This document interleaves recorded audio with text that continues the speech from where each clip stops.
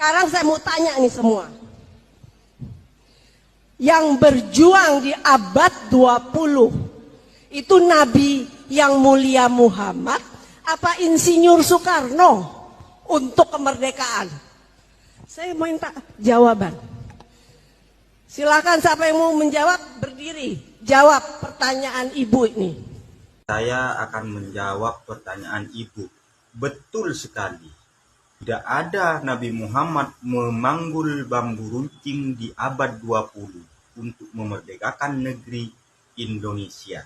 Yang berjuang di abad 20 adalah rakyat Indonesia, para veteran, para tokoh masyarakat, para jawara, para pendekar dari seluruh pelosok negeri, para santri, para kiai.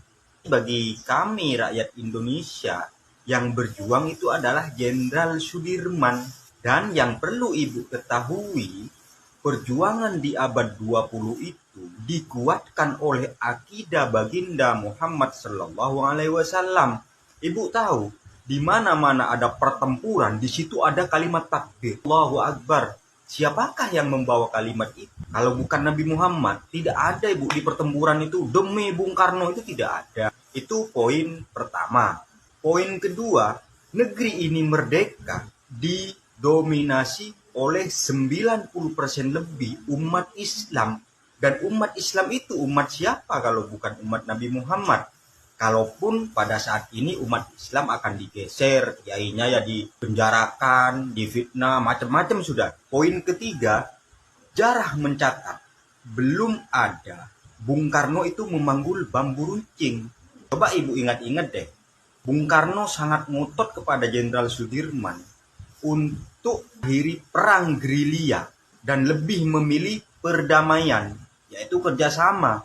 Nah, sekarang pertanyaannya, apa yang akan dihasilkan dari kerjasama itu? Kenapa Jenderal Sudirman tetap ngotot? Lebih baik mati daripada harus kerjasama dengan orang asing. Karena jika kerjasama itu terjadi, yang akan diuntung hanyalah Bung Karno dan pejabat-pejabat negara. Kan bangsa Indonesia, seperti yang terjadi sekarang, Ibu. Jadi kalau ada yang namanya kerjasama dengan asing, Freeport, batu bara, kelapa sawit, dan hasil bumi lainnya.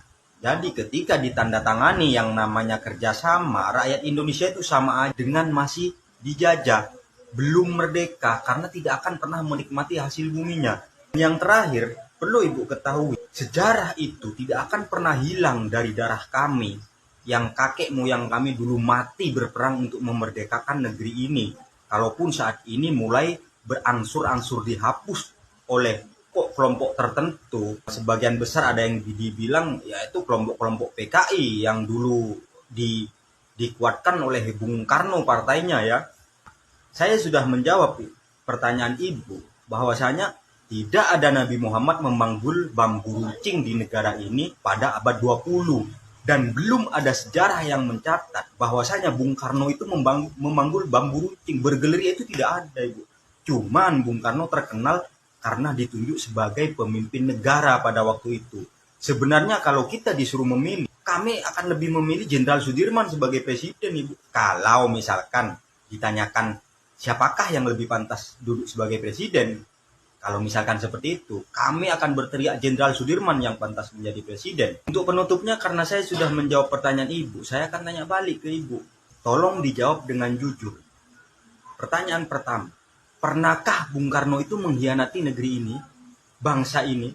Dan kalau memang pernah, berapa kali Bung Karno itu mengkhianati negeri ini? Tolong dijawab dengan jujur, ibu. Kalau misalkan tidak pernah mengkhianati negeri ini, tidak perlu dijawab. Ya, sekian, terima kasih.